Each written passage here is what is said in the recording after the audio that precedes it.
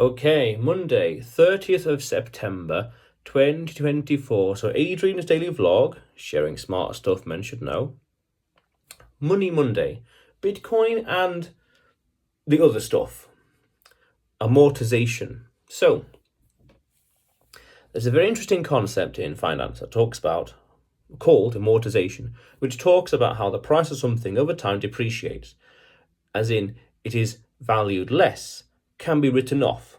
It's subtly different from depreciation, something is just worth less because of market conditions or wear and tear. But amortization is the concept of the gradually writing off something because it's been paid for, whether it pays for itself or you've earned the money elsewhere. So you buy something at £100 and you earn money £100 over the next week or day or whatever. So then this thing that may or may not have paid for itself has in effect been paid off because the money's been earned elsewhere.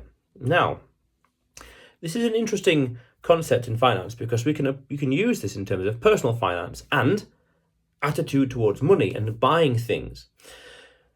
So, general principle here is not to be frightened of spending money, because as a practical matter, through amortization, earning the money back, you can earn the money back from work. If you spend £100 buying something nice, whatever that thing may be, let's say a book, you might think, well, how am I going to use this to earn £100 back? Well, you figure it out, but as a practical matter, through your job, through other things, assets, whatever else, that'll earn £100 back over the next, worst case, what?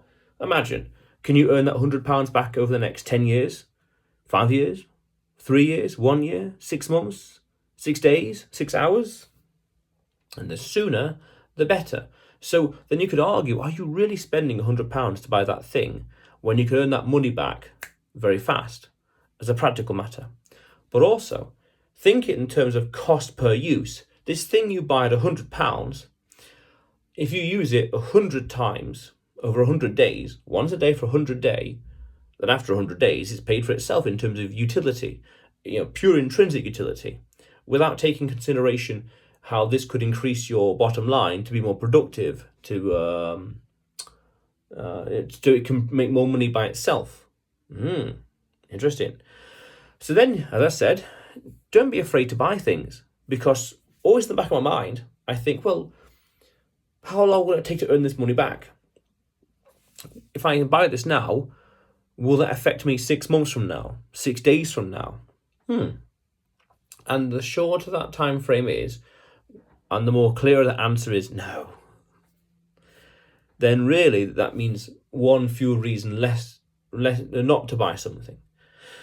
So I bought some chocolate randomly today just to test something, 70 pence. And that can be earned back within moments. So I'm not really worried about it. Oh, you're spending money on things that are unnecessary, which is in one practical sense, yes. But down to a practical or other sense is you can earn the money back. So don't worry about it. Oh, you spend an extra £5 on this or that or this or this. Okay, fine. It will take an extra 5 minutes, whatever, to earn that money back. As a practical matter, oh no, or disaster. And yet it's affecting my life, making it better. That's the point of buying things. So one interesting principle I tend to follow with traveling. So I like to buy things way in advance.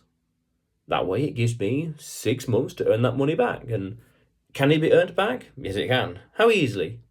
Yeah, quite easily. Great. So as a practical matter then, you spend all this money on traveling, flight or accommodation, and yet by the time you get there, everything's paid off. Paid off. So then you can enjoy the experience better because there's no guilt, let's say. There's no concern of, is this paid for? Can it be paid off? Yes, it can be. So what's the worry? Or yes, it has been. So there's fewer reasons to worry. That's powerful. So think in terms of cost per use. If I buy this thing and I use it once a year, then that's my use and that's my cost, £100. But if I use it every day, 2 times a day, 3 times a day, then it's going to pay for itself in terms of utility and practicality or enjoyment much faster. Practicality, enjoyment, let alone if it pays for itself by producing cash flow.